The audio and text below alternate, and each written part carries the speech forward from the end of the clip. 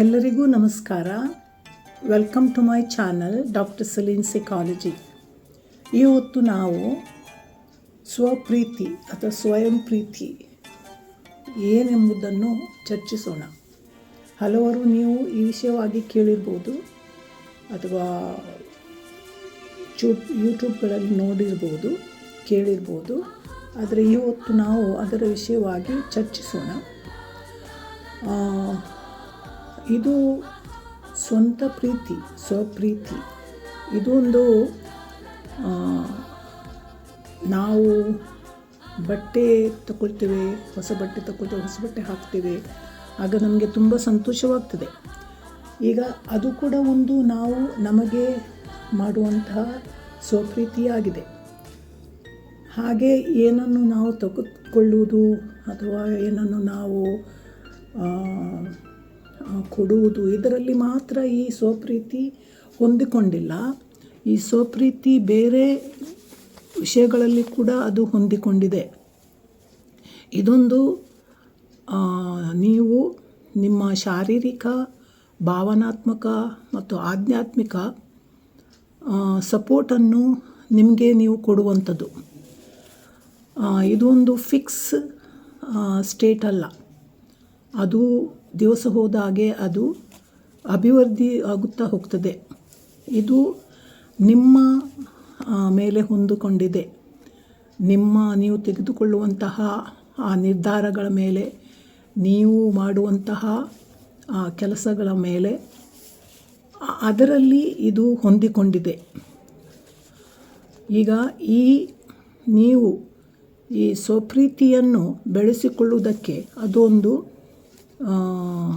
ಉದ್ದವಾದ ಒಂದು ಜರ್ನಿ ಆಗಿದೆ, ಅದೊಂದು ಪಯಣವಾಗಿದೆ. ಈಗ ಇದು ನಮ್ಮ ಸ್ವಪ್ರೀತಿಯಿಂದ ನಮ್ಮ ಮಾನಸಿಕ ಆರೋಗ್ಯ ಮತ್ತು ನಮ್ಮ ಇಡೀ ಎಲ್ಲ ಸಂತೋಷಕ್ಕೆ ಇದು ಕಾರಣವಾಗುತ್ತದೆ. ಅದು ಹೇಗೆ ಎಂಬುದನ್ನು ನೋಡುವ. ಅದಕ್ಕಾಗಿ ಇಲ್ಲಿ ಕೆಲವು ಅದಕ್ಕೆ ಕ್ರಮಗಳಿವೆ. ಇದು ಮನೋವಿಜ್ಞಾನದ ಕ್ರಮಗಳು. ಮನೋವಿಜ್ಞಾನ ಪ್ರಕಾರ ಈ ಕ್ರಮಗಳನ್ನು ಈ ನಮ್ಮ ಧನಾತ್ಮಕ ಮನೋವಿಜ್ಞಾನ ಕೊಟ್ಟಿದೆ ನಮಗೆ. ಅದನ್ನು ನಾವು ನೋಡಿಕೊಳ್ಳುವ. ಈಗ ಮೊದಲನೆಯದಾಗಿ ನಾವು ಏನು ನೋಡಿಕೊಳ್ಬೇಕಂದ್ರೆ ಮನಸ್ಸಿನ ಏಕಾಗ್ರತೆ. ಈ ಮನಸ್ಸಿನ ಏಕಾಗ್ರತೆ ಎಂದರೆ ನಿಮ್ಮ ನಿರ್ಧಾರಗಳನ್ನು, ನಿಮ್ಮ ಜೀವನದ ಈ ಗುರಿಗಳನ್ನು ನೀವಾಗಿ ನೀವು ತೆಗೆದುಕೊಂಡಿದ್ದೀರಾ ಅಥವಾ ಸಮಾಜ ನಿಮ್ಮ ಮೇಲೆ ಅದನ್ನು ಹೊರಿಸಿದ ಎಂಬುದನ್ನು ನೀವು ನೋಡಿಕೊಳ್ಬೇಕಾಗ್ತದೆ. ಅಂದರೆ ನೀವು ಮನಸ್ಸಿನ ಏಕಾಗ್ರತೆಯಿಂದ ಇದನ್ನು ನೋಡಿಕೊಂಡ್ರೆ ನಿಮಗೆ ಅದು ತಿಳಿಯುತ್ತದೆ. ಆದ ಕಾರಣ ನೀವು ಇದನ್ನು ಮನಸ್ಸಿನ ಏಕಾಗ್ರತೆಯಿಂದ ಇದನ್ನು ನೀವು ತಿಳಿದುಕೊಳ್ಳಬೇಕಾಗ್ತದೆ. ಅಂದರೆ ನಿಮಗೆ ಜೀವನದಲ್ಲಿ ಏನು ಬೇಕು ಎಂಬುದನ್ನು ನೀವು ಅದನ್ನು ಅರಿತುಕೊಳ್ಳಬೇಕಾಗ್ತದೆ. ಈಗ ಮೊದಲಿನ ಕಾಲದಲ್ಲಿ ಏನಾಗ್ತದೆ ಹೇಳಿದರೆ, ಹೆಚ್ಚಾಗಿ ನಮಗೆ ಹುಡುಗಿಯರಿಗೆ ಏನಾಗ್ತದೆ ಹೇಳಿದರೆ, ಸಮಾಜ ಮತ್ತು ಫ್ಯಾಮಿಲಿ ನಮ್ಮ ಮೇಲೆ ಇದನ್ನು ಹೊರಿಸುತ್ತಿತ್ತು. ಈ ನಮ್ಮ ಜೀವನದಲ್ಲಿ ನಮಗೆ ಏನು ಬೇಕು ಎಂಬುದನ್ನು ನಮ್ಮ ಕುಟುಂಬ, ನಮ್ಮ ಫ್ಯಾಮಿಲಿ, ಸಮಾಜ ಅಥವಾ ಆಧ್ಯಾತ್ಮಿಕ ಗುರುಗಳು ಇದನ್ನು ನಮ್ಮ ಮೇಲೆ ಹೊರಿಸುತ್ತಿತ್ತು. ಆದ ಕಾರಣ ನಾವು ಅದನ್ನು ಬೇಕಾದರೂ ಬೇಡವಾದರೂ ಅದನ್ನು ನಾವು ತಗೊಳ್ತಿದ್ದೆವು. ಆದರೆ ಈಗ ಕಾಲ ಬದಲಾಗಿದೆ. ಆದರೆ ಈಗ ನೀವು ಅದನ್ನು ನೋಡಿಕೊಳ್ಬೇಕು. ನಿಮಗೆ ಏನು ಬೇಕು ಜೀವನದಲ್ಲಿ, ಇದಕ್ಕೆ ನಿಮಗೆ ಮೊದಲಾಗಿ ನಿಮ್ಮ ವಿಷಯವಾಗಿ ನೀವು ಅರಿತುಕೊಳ್ಬೇಕು. ಅಂದರೆ ನೀವು ಜೀವನದಲ್ಲಿ ಮುಂದೆ ಹೋಗಬೇಕಾದ್ರೆ ನಿಮ್ಮ ವಿಷಯವಾಗಿ ನಿಮಗೆ ಗೊತ್ತಿರಬೇಕು. ಇಂಗ್ಲೀಷಲ್ಲಿ ಅದಕ್ಕೆ ಸೆಲ್ಫ್ ನಾಲೆಜ್ ಹೇಳ್ತಾರೆ. ಈ ನಿಮ್ಮ ವಿಷಯದಲ್ಲಿ ನೀವು ಅರಿತುಕೊಳ್ಳುವುದು ತುಂಬ ಮುಖ್ಯವಾಗಿದೆ. ಆದ ಕಾರಣ ಹೀಗೆ ನಿಮ್ಮ ವಿಷಯದಲ್ಲಿ ನೀವು ಅರಿತುಕೊಳ್ಳುವುದು, ನಿಮ್ಮಲ್ಲಿ ಇರುವಂತಹ ಗುಣಗಳು ಹಾಗೂ ನಿಮ್ಮಲ್ಲಿರುವಂತಹ ಅವಗುಣಗಳು, ಇದು ಎರಡನ್ನೂ ನೀವು ತಿಳಿದುಕೊಳ್ಬೇಕಾಗ್ತದೆ. ನಿಮ್ಮಲ್ಲಿರುವಂತಹ ಸಾಮರ್ಥ್ಯ, ಸ್ಟ್ರೆಂತ್ ಅಂತ ಹೇಳ್ತಾರೆ, ಹಾಗೂ ನಿಮ್ಮಲ್ಲಿ ಇಲ್ಲದ ಸಾಮರ್ಥ್ಯ, ಯಾವ ಸಾಮರ್ಥ್ಯ ನಿಮ್ಮಲ್ಲಿ ಇಲ್ಲ ಅದನ್ನು ಕೂಡ ನೀವು ತಿಳಿದುಕೊಳ್ಬೇಕಾಗ್ತದೆ. ನೀವು ಹೇಗೆ ವರ್ತಿಸ್ತೀರಿ, ಹೇಗೆ ಸಕಾರಾತ್ಮಕವಾಗಿ ವರ್ತಿಸ್ತೀರಿ ಹಾಗೂ ನಕಾರಾತ್ಮಕವಾಗಿ ವರ್ತಿಸ್ತೀರಿ, ಇದನ್ನು ಕೂಡ ನೀವು ತಿಳಿದುಕೊಳ್ಬೇಕಾಗ್ತದೆ. ಆದ ಕಾರಣ ಇದೆಲ್ಲ ನಿಮ್ಮ ವಿಷಯವಾಗಿ ನೀವು ತಿಳಿದುಕೊಳ್ಳುವಂಥದ್ದು. ಅದಕ್ಕೆ ಸೆಲ್ಫ್ ನಾಲೆಜ್ ಹೇಳ್ತಾರೆ. ನಿಮ್ಮ ವಿಷಯ ನೀವು ತಿಳಿದುಕೊಳ್ಳುವುದು ಅತಿ ಮುಖ್ಯವಾಗಿದೆ. ಇದರಲ್ಲಿ ಕೆಲವು ನಮಗೆ ಸಹಾಯವಾಗ್ತದೆ. ನಾನು ವಿಡಿಯೋ ಕೊಟ್ಟಿದ್ದೇನೆ. ಇದು ಏಕಾಗ್ರತೆ ಅಂತ ಮಾಡುವಂತಹ ಧ್ಯಾನ ಅಥವಾ ನಮ್ಮ ಪ್ರತಿದಿನದ ದಿನಚರಿ, ಅದು ಕೃತಜ್ಞತೆಯ ದಿನಚರಿ ಅಂತ ನಾನು ವಿಡಿಯೋ ಕೊಟ್ಟಿದ್ದೇನೆ. ಅದು ಆಗ್ತದೆ, ಧ್ಯಾನ ಆಗ್ತದೆ. ಮತ್ತು ಈ ವಿಷಯಗಳಲ್ಲಿ ನಮಗೆ ಏನಾಗ್ತದೆ ಅಂದರೆ ನಮ್ಮ ವಿಷಯವಾಗಿ ನಮಗೆ ಜ್ಞಾನ ನಮಗೆ ಬರ್ತದೆ. ನಮ್ಮ ವಿಷಯವಾಗಿ ನಾವು ಯೋಚಿಸುವಂಥದ್ದು ಅಂದರೆ ನಾವು ಧ್ಯಾನದಲ್ಲಿ ಕೂತ್ಕೊಂಡು ಮತ್ತು ನಮ್ಮ ಯಾವುದಾದ್ರೂ ಒಂದು ಆ ದಿವಸ ಮಾಡಿದ ಕೆಲಸ ಅಥವಾ ನಮಗೆ ಬಂದಂಥ ಯಾವುದಾದೊಂದು ಪ್ರಾಬ್ಲಮ್ಮು, ಸಮಸ್ಯೆ, ಅದರ ವಿಷಯವಾಗಿ ನಾವು ಅದನ್ನು ಯೋಚಿಸುವುದು, ಅದನ್ನು ನಾವು ತಿಳಿದುಕೊಳ್ಳುವುದು. ಅದರಲ್ಲಿ ಏನು ನನ್ನ ತಪ್ಪಾಗಿದೆ, ಯಾವುದರಲ್ಲಿ ನಾನು ಸರಿಯಾಗಿ ನಡ್ಕೊಳ್ಳಿಲ್ಲ, ಹೀಗೆ ಅಂತ ನಾವು ಅದು ಸೆಲ್ಫ್ ರಿಫ್ಲೆಕ್ಷನ್ ಮಾಡೋದು. ಇದೆಲ್ಲ ನಮಗೆ ಮೈಂಡ್ಫುಲ್ನೆಸ್ ಅದರಲ್ಲಿ ಬರ್ತದೆ. ಈಗ ಎರಡನೇದಾಗಿ ಯಾವುದು ಹೇಳಿದರೆ ನಿಮ್ಮನ್ನೇ ನೀವು ಕ್ಷಮಿಸುವುದು. ಈಗ ಏನಾಗ್ತದೆ, ಹಲವು ಸಲ ನಾವು ನಮ್ಮ ಕೆಲಸ ಮಾಡ್ತೇವೆ, ಆದರೆ ನೀವು ಕೇಳಿರ್ಬೋದು ವರ್ಕೋಹಾಲಿಕ್ ಹೇಳ್ತಾರೆ ಯಾವುದರಲ್ಲಿ, ಇಂಗ್ಲೀಷಲ್ಲಿ. ಅಂದರೆ ನಮ್ಮ ಮನಸ್ಸು 24 ಗಂಟೆ ಕಾಲ ಕೂಡ ನಮ್ಮ ಕೆಲಸದಲ್ಲೇ ಇರ್ತದೆ. ಆ ಕೆಲಸ ಮಾಡುವಾಗ ಆ ಕೆಲಸದಲ್ಲಿ ಮತ್ತು ಏನಾದರೂ ತಪ್ಪಾದರೆ ನಾವು ಅದನ್ನೇ ಯೋಚಿಸಿಕೊಂಡು ಕೊರಗುವುದು ಅಂತ ಇರ್ತದೆ. ಆಗ ನೀವು ಏನು ಮಾಡ್ತೀರಿ ಹೇಳಿದರೆ, ಈ ಮನಃಶಾಸ್ತ್ರ ಪ್ರಕಾರ, ಮನೋವಿಜ್ಞಾನ ಪ್ರಕಾರ ನೀವು ನಿಮ್ಮನ್ನು ಕ್ಷಮಿಸುವುದಿಲ್ಲ. ಅಂದರೆ ನಿಮ್ಮ ಮೇಲೆ ನೀವು ಅಷ್ಟು ಕಟ್ಟುನಿಟ್ಟಾಗಿ ನಿಮ್ಮನ್ನು ನೋಡಿಕೊಳ್ತೀರಿ. ಆದ ಕಾರಣ ನೀವು ನಿಮ್ಮನ್ನು ಕ್ಷಮಿಸುವುದಿಲ್ಲ. ಅದು ಏನು ಮಾಡಬೇಕು ಹೇಳಿದರೆ, ನೀವು ಈಗ ಹೇಳಿದ ಹಾಗೆ ಸೆಲ್ಫ್ ರಿಫ್ಲೆಕ್ಷನ್, ನಿಮ್ಮ ವಿಷಯವಾಗಿ ಯೋಚಿಸುವಾಗ ನೀವು ನೋಡಿಕೊಳ್ಬೇಕು, ನಿಮ್ಮಲ್ಲಿ ನೀವು ಅದನ್ನು ನಿಮಗೆ ಕ್ಷಮಿಸ್ತೀರಾ ಇಲ್ಲವಾ, ಹೀಗೆ ನೀವು ಕಟ್ಟುನಿಟ್ಟಾಗಿ ನಿಮ್ಮನ್ನು ನೋಡ್ಕೊಳ್ತೀರಾ ಅಂತ. ನೀವು ಮನುಷ್ಯರಾದ ಕಾರಣ ಆ ತಪ್ಪು ಆಯಿತು, ಅದನ್ನು ನೀವು ನಿಮ್ಮನ್ನು ಕ್ಷಮಿಸಬೇಕು. ಈಗ ಬೇರೆಯವರು ನಿಮ್ಮನ್ನು ಅದಕ್ಕೆ ಹೊಣೆಗಾರ ಮಾಡಿದ್ದಾರೆ, ಅದಕ್ಕೆ ನೀವು ಕೂಡ ನಿಮ್ಮ ಮೇಲೆ ಅಷ್ಟು ಕಟ್ಟುನಿಟ್ಟಾಗಿ ನಿಮ್ಮನ್ನೇ ಹೊಣೆಗಾರ ಮಾಡ್ತೀರಿ, ನೀವೇ ತಪ್ಪು ಮಾಡಿದ್ದೆಂಬುದು. ಹಲವು ಸಲ ನೀವು ತಪ್ಪು ಮಾಡದಿದ್ದರೂ ಏನಾಗ್ತದೆ, ನೀವು ಮಾಡಿದ್ದಂತ ಎಣಿಸ್ತೀರಿ. ನಾನು ನೋಡಿದ್ದೇನೆ, ಕೆಲವು ಸಲ ಏನಾಗ್ತದೆ ಅಂದರೆ ಮಕ್ಕಳಿಗೆ, ಚಿಕ್ಕ ಮಕ್ಕಳು ಏನಾದರೂ ತುಂಬ ಕಠಿಣದ ಘಟನೆ ಆಗಿದ್ದರೆ, ಅವರು ಚಿಕ್ಕವರಿರುವಾಗ ಆಗಿರ್ಬೋದು, ಮನೆಯಲ್ಲಿ ಏನಾದರೂ ದೊಡ್ಡ ಒಂದು ವಿಪತ್ತು ಬಂತು, ಸಮಸ್ಯೆ ಬಂತು, ಯಾರಾದರೂ ಸತ್ತು ಹೋದರು, ತಾಯಿ ತಂದೆ, ಮಕ್ಕಳಿಗೆ ಏನಾಗ್ತದೆ ಅಂದರೆ ಅವರ ಕಾರಣವೇ ಅವರು ಸತ್ತು ಹೋದರು, ಅವರ ಕಾರಣಕ್ಕಾಗಿ ಅಲ್ಲಿ ಮನೆಯಲ್ಲಿ ವಿಪತ್ತು ಬಂತು, ಹಾಗೆ ಮಕ್ಕಳು ಯೋಚಿಸೋದುಂಟು. ಆದ ಕಾರಣ ದೊಡ್ಡವರಾದ ಮೇಲೆ ಕೂಡ ಏನಾಗ್ತದೆ ಹೇಳಿದರೆ ಅವರ ವಿಷಯವಾಗಿ ಹೀಗೆ ಎಣಿಸ್ತಾರೆ. ಆದ ಕಾರಣ ನೀವು ಮೌನವಾಗಿ ಕೂತ್ಕೊಂಡು ನಿಮ್ಮ ವಿಷಯವಾಗಿ ನೀವು ಯೋಚಿಸಬೇಕಾಗ್ತದೆ, ಸೆಲ್ಫ್ ರಿಫ್ಲೆಕ್ಷನ್. ಆಗ ನಿಮಗೆ ಅರ್ಥವಾಗ್ತದೆ, ಅದು ನೀವು ಮನುಷ್ಯರಾದ ಕಾರಣ ಹಾಗೆ ಆ ತಪ್ಪು ಆಯಿತು. ಕೆಲಸ ನೀವು ತಪ್ಪು ಮಾಡಲೇ ಇಲ್ಲ, ಅದು ಬೇರೆಯವರು ಮಾಡಿದರೂ ನಿಮ್ಮ ಮೇಲೆ ಹಾಕಿರ್ಬೋದು. ಆದ ಕಾರಣ ನೀವು ಹೀಗೆ ಯೋಚಿಸಬೇಕಾಗ್ತದೆ. ಆದ ಕಾರಣ ನಿಮ್ಮನ್ನೇ ನೀವು ಹೆಚ್ಚು ಹೊಣೆಗಾರರಾಗಿ ಮಾಡುವುದು, ನಿಮ್ಮನ್ನೇ ನೀವು ದೂಷಿಸುವುದು, ಅದು ನಿಮ್ಮ ಮಾನಸಿಕ ಆರೋಗ್ಯಕ್ಕೆ ತುಂಬ ಧಕ್ಕೆ ತರ್ತದೆ, ನಿಮ್ಮ ಸಂತೋಷದ ಜೀವನಕ್ಕೆ ತುಂಬ ಧಕ್ಕೆ ತರ್ತದೆ.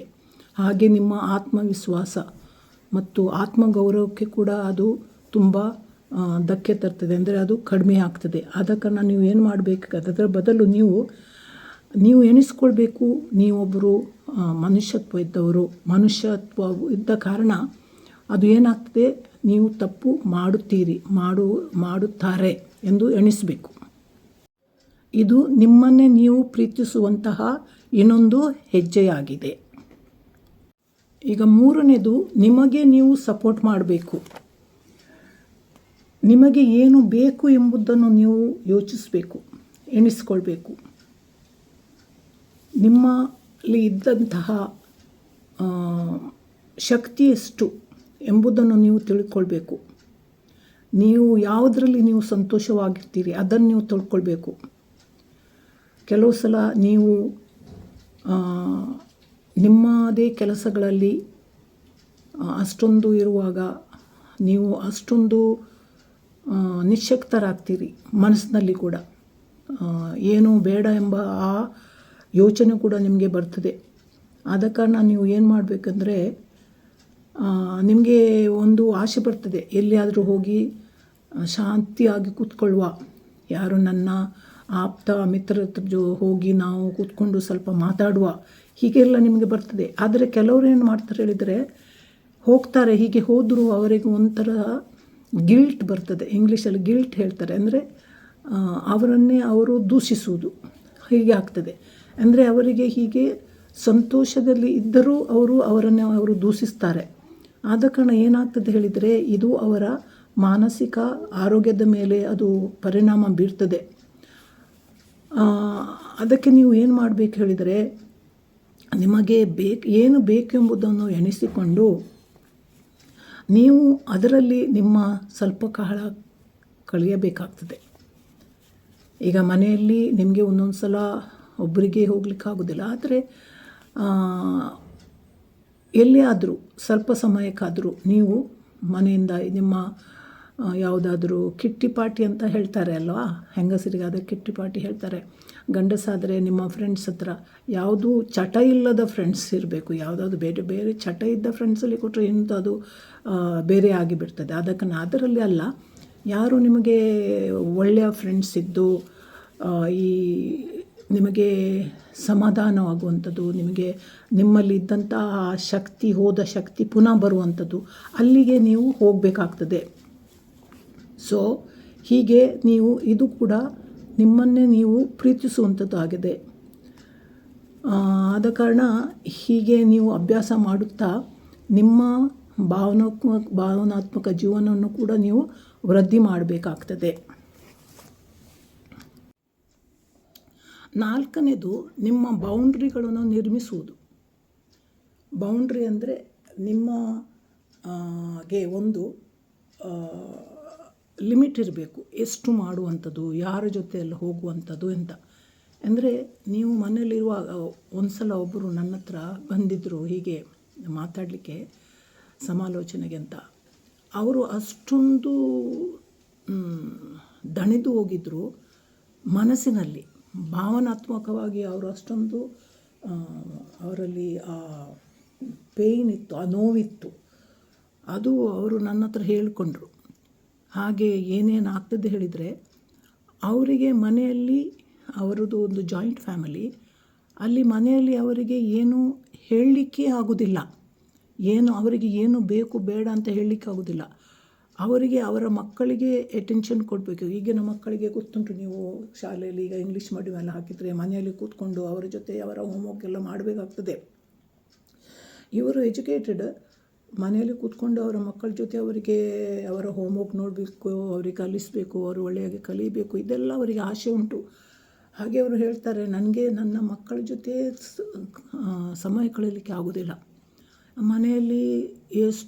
ಮನೆಯಲ್ಲಿ ನಮ್ಮ ನೆಂಟರು ಬರ್ತಾರೆ ಅಂತ ಇಲ್ಲ, ಯಾಕೆಂದರೆ ಜಾಯಿಂಟ್ ಫ್ಯಾಮಿಲಿ ಅಲ್ವಾ.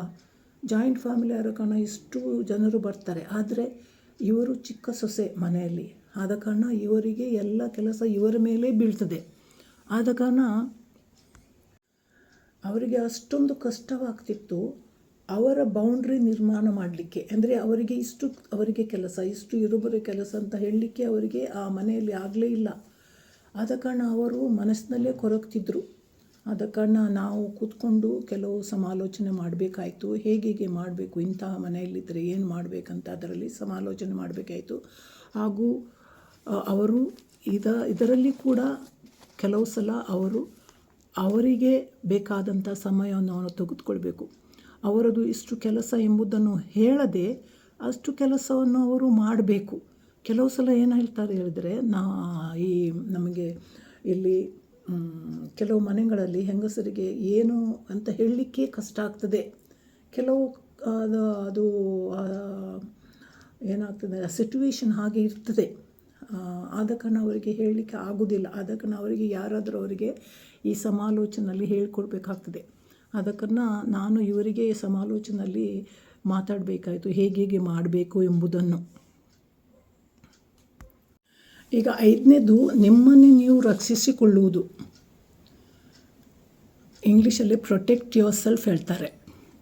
ಈಗ ನಿಮ್ಮ ಪರಿಸರದಲ್ಲಿ, ಮನೆಯಲ್ಲೇ ಆಗಬಹುದು ಅಥವಾ ನೀವು ಕೆಲಸ ಮಾಡುವಲ್ಲಿ ಆಗ್ಬೋದು, ಎಲ್ಲಿ ನೀವು ಇದ್ದೀರಿ ಅಲ್ಲಿ ಇರ್ಬೋದು, ನಿಮ್ಮ ಪರಿಸರದಲ್ಲಿ ಯಾವ ಥರದ ಜನರು ಇದ್ದಾರೆ, ಯಾವ ಥರದ ಜನರ ಮಧ್ಯದಲ್ಲಿ ನೀವು ಜೀವಿಸ್ತೀರಿ.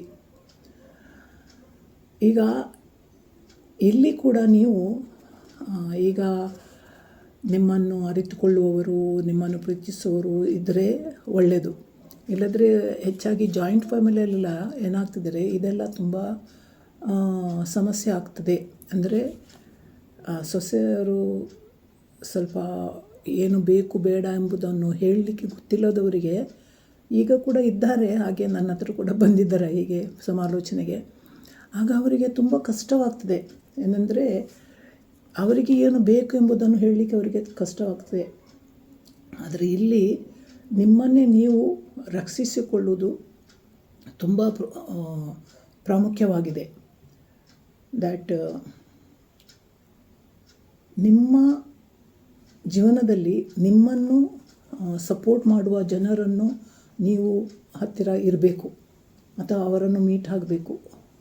ನಿಮಗೆ ಸಪೋರ್ಟ್ ಮಾಡುವ ಜನರ ಯಾವ ಆಗಿರ್ಬೋದು, ನಿಮ್ಮ ತವರು ಮನೆಗೆ ಒಂದೊಂದು ಸಲ ಯಾವಾಗಲ್ಲ ಹೋಗಿ ಮಾತಾಡುವುದು. ಅಂದರೆ ಇಲ್ಲಿದು ಚಾಡಿ ಹೇಳುವುದಂತಲ್ಲ, ಹಾಗೆ ಮಾತಾಡ್ಬೋದು. ಇಲ್ಲದ್ರೆ ಯಾರು ಸಮಾಲೋಚನೆ ಮಾಡೋರು ಯಾರಿದ್ರು ಅವರ ಹತ್ರ ಮಾತಾಡ್ಬೋದು. ಹೀಗೆ ನೀವು ನಿಮಗೆ ಏನಾಗ್ತದೆ ಎಂಬುದನ್ನು ಯಾರ ಹತ್ರ ಆದರೂ ನಿಮಗೆ ಸಪೋರ್ಟ್ ಮಾಡುವ ಜನದ ಹತ್ರ ಹೇಳಿಕೊಳ್ಬೇಕು. ಹಲವು ಜನರು ನಮಗೆ ಶಾರೀರಿಕವಾಗಿ, ಭಾವನಾತ್ಮಕವಾಗಿ, ಆಧ್ಯಾತ್ಮಿಕವಾಗಿ ಮತ್ತು ನಮ್ಮ ಮಾನಸಿಕ ಆರೋಗ್ಯಕ್ಕೆ ನಮಗೆ ಸಹಾಯ ಮಾಡೋರು ಇದ್ದಾರೆ. ಆದ ಕಾರಣ ನೀವು ನಿಮ್ಮಷ್ಟಕ್ಕೆ ಕೊರಗುವುದಕ್ಕಿಂತ ಈ ಜನರ ಜೊತೆಯಲ್ಲಿ ಸ್ವಲ್ಪ ಸಮಯ ಕಳೆಯುವುದು ತುಂಬ ಪ್ರಯೋಜನವಾಗಿದೆ.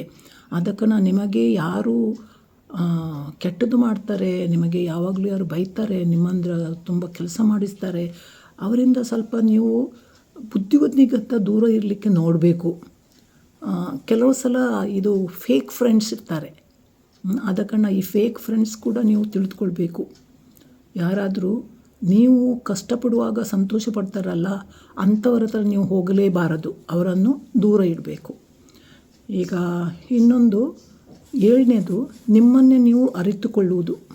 ಅಂದರೆ ನಿಮ್ಮನ್ನೇ ನೀವು ಅರಿತುಕೊಂಡು ನೀವು ಜೀವಿಸಬೇಕು. ನಿಮಗೆ ಏನು ಬೇಕು ಏನು ಬೇಡ ಎಂಬುದನ್ನು ನೀವು ಅರಿತುಕೊಂಡು ನೀವು ಜೀವಿಸಬೇಕು. ನಿಮಗೆ ಏನು ಕಂಡ ಕೂಡಲೇ ನಿಮಗೆ ಸಂತೋಷವಾಗ್ತದೆ. ಅಂದರೆ ಕೆಲವು ಕೆಲಸಗಳು ಕೂಡ ನಮಗೆ ತುಂಬ ಸಂತೋಷ ಕೊಡುವಂಥದ್ದು ಉಂಟು. ಈಗ ನಾನು ಕೂಡ ಈ ಯೂಟ್ಯೂಬ್ ಮಾಡಲಿಕ್ಕೆ ಬಂದೆ ಏನು ಹೇಳಿದ್ರೆ, ನಾನು ಈ ಸಮಾಲೋಚನೆ ಮಾಡ್ತಾಯಿದ್ದೆ, ಫುಲ್ ಟೈಮಲ್ಲಿ ಮಾಡ್ತಾಯಿದ್ದೆ. ಅದಕ್ಕೆ ನನಗೆ ಸ್ವಲ್ಪ ಏಜಾಗಿ ನನಗೆ ಸ್ವಲ್ಪ ಇದಕ್ಕೆ ಹೆಚ್ಚು ಸಮಯ ಕೊಡಲಿಕ್ಕೆ ಆಗಲಿಲ್ಲ. ಅಂದರೆ ಸಮಾಲೋಚನೆ ಕೆಲಸದಲ್ಲಿ ತುಂಬ ನಾವು ಟೈಮ್ ಕೊಡಬೇಕಾಗ್ತದೆ. ಜನರು ಬಂದಾಗ ಅಂದರೆ ತುಂಬ ಜನರು ಬರ್ತಾರೆ, ಅವರಿಗೆ ಕೂತ್ಕೊಂಡು ಕೇಳಬೇಕು, ಅವರಿಗೆ ಅವರ ಸಮಸ್ಯೆ ಏನಂತ ತಿಳ್ಕೊಳ್ಬೇಕು. ಕೆಲವು ಸಮಸ್ಯೆಗಳು ತುಂಬ ಕಠಿಣ ಎಲ್ಲ ಬರ್ತದೆ. ಅದಕ್ಕೆ ನನಗೆ ಅದು ಮಾಡಲಿಕ್ಕೆ ಆಗಲಿಲ್ಲ. ಆದರೆ ನಾನು ಕೆಲವು ಈಗ 2-3 ವರ್ಷ ನಾವು ಮಾಡಲಿಲ್ಲ, ಈ ಕೋವಿಡೆಲ್ಲ ಬಂತು ಹಾಗೆ. ಆದರೆ ಈಗ ಪುನಃ ನನಗೆ ಒಂದು ಥರದ ಈ ಪ್ಯಾಷನ್ ಹೇಳ್ತಾರಲ್ಲ, ಅದಕ್ಕೆ ಒಂಥರದ ಹುಚ್ಚು ಹೇಳ್ತಾರೆ, ಹಾಗೆ ನನಗೆ ಈ ಪುನಃ ಒಂಥರದ ಈ ಹುಚ್ಚು ಶುರುವಾಯಿತು. ಅಂದರೆ ಇದು ನಾನು ವಿಡಿಯೋದಲ್ಲಿ ಹಾಕ್ತೇನೆ. ನನಗೆ ಈಗ 1 to 1 ಅಂದರೆ ನನ್ನ ಹತ್ರ ಬಂದವರಿಗೆ ಎಲ್ಲರಿಗೆ ಕೂತ್ಕೊಂಡು ನಾನು ಕೇಳುವಷ್ಟು ನನಗೆ ಈಗ ಅಷ್ಟು ಈಗ ಶಕ್ತಿ ಇಲ್ಲ. ಅದಕ್ಕೆ ನಾನು ಏನೆನಿಸಿದೆ ಅಂದರೆ, ಹೀಗೆ ಮನೇಲೇ ಕೂತ್ಕೊಂಡು ಈ ಯೂಟ್ಯೂಬ್ ಮಾಡ್ತೇನೆ ಅಂತ ಹೇಳಿ ನನಗೆ ಅದು ಪ್ಯಾಷನ್ ಬಂತು. ಆದ ಕಾರಣ ನಾನೇ ಅದನ್ನು ನಿರ್ಧಾರ ಮಾಡಿ ಈಗ ನಾನೇ ಅದನ್ನು ಮಾಡ್ತಾಯಿದ್ದೀನಿ. ಆದ ಕಾರಣ ಅದರಲ್ಲಿ ನನಗೆ ಏರುಪೇರು ಉಂಟು. ಆದರೂ ಅದರಲ್ಲಿ ಹಲವು ಸಲ ನನಗೆ ತುಂಬ ಸಂತೋಷವಾಗ್ತದೆ. ನಾನು ಈ ಸಮಾಜಕ್ಕೆ ಏನು ಕೊಡುತ್ತೇನೆ ಎಂಬುದರಲ್ಲಿ ನನಗೆ ಸಂತೋಷವಾಗ್ತದೆ. ಸೊ ಆದ ಕಾರಣ ನೀವು ಏನು ಬೇಕು ಎಂಬುದನ್ನು ಎಣಿಸಿಕೊಂಡು ಅಂತಹ ಕೆಲವು ಕೆಲಸಗಳನ್ನು ಮಾಡಬೇಕು. ಈಗ ಕೆಲವು ವಿಡಿಯೋಗಳಲ್ಲಿ ನಾನು ನೋಡ್ತೇನೆ, ನನಗೆ ಸಂತೋಷವಾಗ್ತದೆ. ಅಂದರೆ ಹೆಚ್ಚಾಗಿ ಹೆಂಗಸರನ್ನು ನಾನು ನೋಡಿದ್ದೇನೆ, ಅವರು ಅಡುಗೆಯ ವಿಡಿಯೋಗಳನ್ನು ಮಾಡ್ತಾ ಇದ್ದಾರೆ. ಅವರು ಆ ವಿಡಿಯೋ ಮಾಡುವಾಗ ಅದು ನಾನು ನೋಡುವಾಗ ನನಗೆ ತಿಳಿಯುತ್ತದೆ, ಅವರು ಅವರ ಸ್ವಇಚ್ಛೆಯಿಂದ ಆ ವಿಡಿಯೋಗಳನ್ನು ಮಾಡಲಿಕ್ಕೆ ಶುರು ಮಾಡಿದ್ದಾರೆ ಮತ್ತು ಭಾಳ ಸಂತೋಷದಿಂದ ಅದನ್ನು ಕೊಡ್ತಾ ಇದ್ದಾರೆ. ಅದು ನೋಡಲಿಕ್ಕೆ ಕೂಡ ತುಂಬ ಸಂತೋಷವಾಗ್ತದೆ. ಬೇರೆ ಬೇರೆ ಥರದ ಈ ರೆಸಿಪಿಗಳನ್ನು ಮಾಡ್ತಾರೆ, ಅಡುಗೆ ಇದು ವಿಷಯವಾಗಿ ಹೇಳ್ತಾರೆ ಮತ್ತು ಎಷ್ಟು ಚೆಂದ ಮಾಡಿ ಆ ಅಡುಗೆ ಕೋಣೆಯನ್ನೆಲ್ಲ ಇಟ್ಟುಕೊಂಡಿದ್ದಾರೆ, ಎಷ್ಟು ಕ್ಲೀನಾಗಿ ಇಟ್ಟುಕೊಂಡಿದ್ದಾರೆ. ಅದೆಲ್ಲ ನೋಡುವಾಗ ತುಂಬ ಸಂತೋಷವಾಗ್ತದೆ. ಇನ್ನು ಕೆಲವರು ಏನು ಮಾಡಿದ್ದಾರೆ ಹೇಳಿದರೆ, ಗಿಡಗಳನ್ನು ನೆಡುವುದು. ಆ ಗಿಡಗಳ ಮಧ್ಯದಲ್ಲಿ, ಈ ತೋಟದ ಮಧ್ಯದಲ್ಲಿ ಇದ್ದು ಹೂಗಿಡಗಳ ಮಧ್ಯದಲ್ಲಿ ಅದನ್ನು ಹೇಗೆ ಮಾಡೋದು ಅದೆಲ್ಲ ವಿವರವಾಗಿ ಹೇಳ್ತಾರೆ. ಅದು ಕೂಡ ಕೇಳಲಿಕ್ಕೆ ತುಂಬ ಸಂತೋಷವಾಗ್ತದೆ. ಅಂದರೆ ಅವರು ಕೂಡ ಇದರಲ್ಲಿ ತುಂಬ ಅವರಿಗೆ ಒಂಥರದ ಆಸಕ್ತಿ ಉಂಟು, ಅವರಿಗೊಂದು ಪ್ಯಾಷನ್ ಉಂಟು, ಆ ಒಂದು ಥರದ ಹುಚ್ಚು ಹೇಳ್ತಾರಲ್ಲ ಅದು ಮಾಡುವಂಥ ಹಾಗೆ ಹುಚ್ಚು ಉಂಟು, ಹಾಗೆ ಅವರು ಮಾಡ್ತಾ ಇದ್ದಾರೆ. ಆಗ ಅವರು ಅದನ್ನು ಅವರಾಗಿ ಅದನ್ನು ಮಾಡ್ತಾ ಇದ್ದಾರೆ. ಅದನ್ನು ನೋಡಲಿಕ್ಕೆ ತುಂಬ ಸಂತೋಷ ಆಗ್ತದೆ. ಇದೇ ಹೇಳೋದು ನಿಮ್ಮ ಸ್ವಪ್ರೀತಿ, ನೀವಾಗಿ ಅದನ್ನು ಚೂಸ್ ಮಾಡಿ ಅದನ್ನು ಮಾಡುವಂಥದ್ದು. ಆಗ ನಿಮಗೆ ಎಷ್ಟು ಕಷ್ಟವಾದರೂ ನೀವು ಅದನ್ನು ಮಾಡ್ತೀರಿ. ಅಂದರೆ ನೀವು ಅದನ್ನು ಚೂಸ್ ಮಾಡಿದ್ದೀರಿ, ನಿಮಗೆ ಅದರಲ್ಲಿ ಸಂತೋಷ ಉಂಟು. ಈಗ ನಿಮಗೆ ಸಂತೋಷದಿಂದ ಜೀವಿಸಬೇಕು, ಸಮಾಧಾನದಿಂದ ಜೀವಿಸಬೇಕು ಎಂಬುದು ನಿಮ್ಮದು ನಿರ್ಧಾರವಾಗಿದ್ದರೆ, ಅದು ನಿಮ್ಮದು ಜೀವನದ ಗುರಿಯಾಗಿದ್ದರೆ, ನೀವು ಅದನ್ನು ಜೀವಿಸಲಿಕ್ಕೆ ಏನೆಲ್ಲ ಬೇಕೆಂಬುದನ್ನು ನೀವು ಅದನ್ನು ಹೆಕ್ಕಬೇಕು, ಅದನ್ನು ನೀವು ಮಾಡಬೇಕು.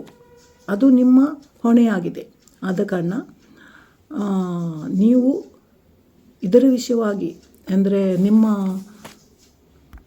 ನಿಮ್ಮ ಆರೋಗ್ಯವನ್ನು ಕೂಡ ಚೆನ್ನಾಗಿ ನೋಡಿಕೊಳ್ಬೇಕಾಗ್ತದೆ. ಯಾಕಂದರೆ ಕೆಲವು ಸಲ ನೀವು ನಿಮ್ಮ ಆರೋಗ್ಯಕ್ಕೆ ಕೂಡ ನಿಮ್ಮ ಗಮನ ಕೊಡುವುದಿಲ್ಲ. ಏನು ಮಾಡ್ತೀರಿ, ಕೆಲಸದಲ್ಲೇ ಇರ್ತೀರಿ. ಆದ ಕಾರಣ ನಿಮ್ಮ ಆರೋಗ್ಯಕ್ಕೆ, ನಿಮ್ಮ ಬೇಕಾದಂಥ ವಿಶ್ರಾಂತಿಗೆ, ಅದಕ್ಕೆಲ್ಲ ಮತ್ತು ಬೇಕಾದಂಥ ನಿಮಗೆ ಯಾವುದು ಡಯಟ್ ಬೇಕು ಅದಕ್ಕೆ ನೀವು ನಿಮ್ಮ ಗಮನ ಹರಿಸಬೇಕಾಗ್ತದೆ. ಇದೆಲ್ಲ ನಿಮ್ಮ ಸ್ವಪ್ರೀತಿ ಆಗಿದೆ. ಈಗ 8ನೇದು ಯಾವುದು ಹೇಳಿದರೆ, ನಿಮ್ಮ ಆರೈಕೆ ಮಾಡೋದು. ಈಗ ನಿಮ್ಮ ಆರೈಕೆ, ಈಗ ನಾನು ಹೇಳಿದೆ ನಿಮ್ಮನ್ನು ಎಲ್ಲ ಈ ನಿಮಗೆ ಬೇಕಾದಂಥ ಕೆಲವು ಅಗತ್ಯಗಳಿವೆ, ಅದನ್ನು ನೀವು ಲೆಕ್ಕಿಸದೆ ಹೋಗುತ್ತೀರಾ ಅಂತ. ಈಗ ನಿಮಗೆ ಏನು ಬೇಕು ಎಂಬ ನಿಮ್ಮಲ್ಲಿರುವಂತಹ ಅಗತ್ಯಗಳಿಗೆ ಕೂಡ ನೀವು ನಿಮ್ಮ ಮನಸ್ಸನ್ನು ಕೊಡಬೇಕು, ಅದಕ್ಕೆ ಟೈಮ್ ಕೊಡಬೇಕು. ಅಂದರೆ ನಿಮಗೆ ಇರುವಂತಹ ಈ ಪ್ರಥಮ ಅಗತ್ಯಗಳು ಇವೆ, ಆ ಪ್ರಥಮ ಅಗತ್ಯಗಳಿಗೆ ನೀವು ನಿಮ್ಮ ಟೈಮ್ ಕೊಡಬೇಕು. ಈಗ ಕೆಲವು ಸಲ ಏನು ಮಾಡ್ತಾರೆ ಹೇಳಿದರೆ, ನಾನು ನೋಡಿದ್ದೆ, ಹೌದು ಅದೊಂದು ತಾಯಿಯ ಗುಣ ಆಗಿದೆ, ನಮ್ಮ ಇಂಡಿಯನ್ ಭಾರತೀಯ ತಾಯಿಯ ಆ ಗುಣವಾಗಿದೆ. ಅಂದರೆ ಅವರ ಅಗತ್ಯಗಳನ್ನು ಅವರು ನೋಡದೆ ತಮ್ಮ ಮಕ್ಕಳ ಅಗತ್ಯಗಳನ್ನೇ ನೋಡ್ತಾ ಹೋಗ್ತಾರೆ. ಆದರೆ ಸ್ವಲ್ಪ ಮಕ್ಕಳು ದೊಡ್ಡವರಾದ ಮೇಲೆ ಆಗ ಅವರಿಗೆ ಒಂಥರ ಆಗ್ತದೆ. ಅಂದರೆ ಅವರಿಗೆ ಹಾಗೆ ಮಾಡಿ ಮಾಡಿ ಅಭ್ಯಾಸ ಆಗಿ ಈಗ ಏನು ಮಾಡಲಿಕ್ಕೆ ಇಲ್ಲದ ಹಾಗೆ ಆಗ್ತದೆ. ಅದಕ್ಕೆ ನೀವು ಏನು ಮಾಡಬೇಕು ಹೇಳಿದರೆ, ನಿಮ್ಮ ಅಗತ್ಯಗಳ ಮೇಲೆ ನಿಮ್ಮ ಮನಸ್ಸನ್ನು ಹರಿಸಬೇಕು. ನಿಮ್ಮ ಪ್ರಾಥಮಿಕ ಅಗತ್ಯಗಳು ಯಾವುದು, ನಿಮಗೆ ಬೇಕಾದಂತಹ ಈ ಯಾವುದು ಅಂದರೆ ಆಹಾರ ಯಾವುದೆಂಬುದು, ಡಯಟ್ ಯಾವುದು, ಅದನ್ನು ಪಥ್ಯ ಯಾವುದು ಎಂಬುದನ್ನು ನೋಡಿಕೊಳ್ಬೇಕು. ಯಾವುದು ನಿಮಗೆ ಆಗ್ತದೆ, ಯಾವುದು ಆಗುವುದಿಲ್ಲ. ಮಕ್ಕಳು ದೊಡ್ಡದಾಗುವಾಗ ನಿಮಗೆ ಕೂಡ ಎಲ್ಲ ಥರದ ಈ ನಿಮ್ಮ ಆರೋಗ್ಯ ಕೆಟ್ಟು ಹೋಗ್ತದೆ. ಆದ ಕಾರಣ ಈ ಸಕ್ಕರೆ ಕಾಯಿಲೆ ಶುರು ಆಗ್ತದೆ, ಪ್ರೆಷರ್ ಶುರು ಆಗ್ತದೆ, ಇದೆಲ್ಲ ಸಾಮಾನ್ಯವಾಗಿ ಬರ್ತಾ ಉಂಟು. ಆದ ಕಾರಣ ನೀವು ನಿಮ್ಮ ಪ್ರಾಥಮಿಕ ಅಗತ್ಯಗಳ ಮೇಲೆ ನಿಮ್ಮ ಮನಸ್ಸು ಹರಿಯಬೇಕು. ನಿಮ್ಮ ದಿವಸದ ಕೆಲಸದಲ್ಲಿ ಸ್ವಲ್ಪ ಒಂದು ಸಮಯವನ್ನು ನಿಮಗಾಗಿ ನೀವು ಇರಿಸ್ಕೊಳ್ಬೇಕು. ನೀವಾಗಿ ಎಲ್ಲಿಯಾದರೂ ಸಮಾಧಾನದಿಂದ ಕೂತ್ಕೊಳ್ಬೇಕು. ನಿಮ್ಮ ಈ ತೋಟದಲ್ಲಿಯೋ ಅಥವಾ ಎಲ್ಲಿಯಾದರೂ ಹೊರಗೆ ತೋಟಕ್ಕೆ ಹೋಗಿಯೋ ವಾಕಿಂಗಿಗೆ ಹೋಗಿಯೋ ಎಲ್ಲಿಯಾದರೂ ಹೋಗಿ ಕೂತ್ಕೊಳ್ಬೇಕು. ಅದರ ಚಿಕ್ಕ ಮಕ್ಕಳ ಹತ್ರ ನಿಮಗೆ ಪ್ರೀತಿ ಇದ್ದರೆ ಯಾವುದೋ ಚಿಕ್ಕ ಮಕ್ಕಳ ಹತ್ರ ಆಡಿಕೊಂಡು ನಿಮಗೆ ಸಮಾಧಾನ ಕೊಡ್ತದೆ ಅದನ್ನು ನೀವು ಮಾಡಬೇಕು. ಆಗ ನಿಮ್ಮ ಮಾನಸಿಕ ಈ ಆರೋಗ್ಯಕ್ಕೆ ಅದು ತುಂಬ ಸಹಾಯವಾಗ್ತದೆ. ಸೊ ನಿಮಗೆ ನಿಮ್ಮ ಮನಸ್ಸಿಗೆ ತುಂಬ ಸಮಾಧಾನ ಆಗ್ತದೆ, ಸಂತೋಷವಾಗ್ತದೆ. ಈ ಸ್ವಪ್ರೀತಿ ಎಂಬುದು ಉಂಟಲ್ಲ, ಅದು ಒಂದು ನಮ್ಮ ಜೀವನದ ಪಯಣವಾಗಿದೆ. ಆದ ಕಾರಣ ಈ ಜೀವನದ ಪಯಣ ಸುಗಮವಾಗಲಿಕ್ಕೆ ಈ ನಾನು ಕೊಟ್ಟಂಥ ಈ 8 ಸಹಾಯ ಮಾಡುವಂತಹ ಟಿಪ್ಸ್ಗಳು ನೀವು ಅಭ್ಯಾಸ ಮಾಡಿ. ಅದು 1-2 ದಿವಸದಲ್ಲಿ ಸರಿ ಹೋಗೋದಂತಲ್ಲ, ಅದು ಒಂದು ನಮ್ಮ ಜೀವನದ ಪಯಣವಾಗಿದೆ ಅಂತ ಎಣಿಸ್ಕೊಳ್ಳಿ. ಅದು ಲೈಫ್ ಜರ್ನಿ, ಜೀವನದ ಪಯಣವಾಗಿದೆ. ಆದ ಕಾರಣ ನಿಮ್ಮ ಮಾನಸಿಕ ಆರೋಗ್ಯ ಕೂಡ ಅದರಿಂದ ಮತ್ತು ಸಂತೋಷ ಕೂಡ ನಿಮಗೆ ಸಿಗುತ್ತದೆ. ನೀವು ಇದರಲ್ಲಿ ಯಾವುದಾದ್ರೂ ಒಂದನ್ನು ನೀವು ಅಥವಾ ಕೆಲವನ್ನು ನೀವು ಪ್ರಾಕ್ಟೀಸ್ ಮಾಡಿರ್ಬೋದು. ಅದಕ್ಕೆ ನೀವು ಏನಾದರೂ ಪ್ರಾಕ್ಟೀಸ್ ಮಾಡಿದರೆ ನನ್ನ ಕಮೆಂಟಲ್ಲಿ ಹಾಕಿ ಆಗ ನನಗೂ ಅರ್ಥ ಆಗ್ಬೋದು ನಿಮಗೆ ಈ ವಿಡಿಯೋ ಎಷ್ಟು ನಿಮಗೆ ಸಹಾಯವಾಗ್ತದೆ ಅಂತ. ಮತ್ತು ಈ ವಿಡಿಯೋವನ್ನು ನಿಮ್ಮ ಫ್ರೆಂಡ್ಸ್ಗೆ ಕೂಡ ಶೇರ್ ಮಾಡಿ, ಅವರಿಗೂ ಕೂಡ ಸಹಾಯವಾಗಲಿ. ಮತ್ತು ನಿಮಗೆ ಇಷ್ಟವಾದರೆ ಒಂದು ಲೈಕ್ ಕೊಡಿ. ನೀವು ಹೊಸಬರಾದರೆ ಇದಕ್ಕೆ ಸಬ್ಸ್ಕ್ರೈಬ್ ಮಾಡಲಿಕ್ಕೆ ಮರೆಯದಿರಿ. ನಾವು ಇನ್ನೊಂದು ವಿಡಿಯೋದಲ್ಲಿ ಭೇಟಿಯಾಗೋಣ.